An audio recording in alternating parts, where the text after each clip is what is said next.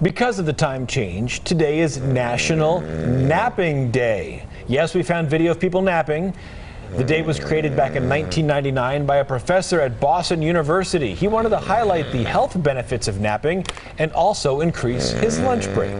He accomplished both things. An adult sleeping with a stuffed animal. It is what it is. It's cute. All right, CBS This Morning coming your way at the top of the hour. That's right. Let's check in with our friends at CBS This Morning. Norah O'Donnell, good morning to you. Good morning. What were those sound effects I was hearing? Was that supposed to be snoring? That's the most obnoxious snore in the world. Flatulence. It sounded more like flatulence. Well, sorry. There is a connection there potentially. Okay.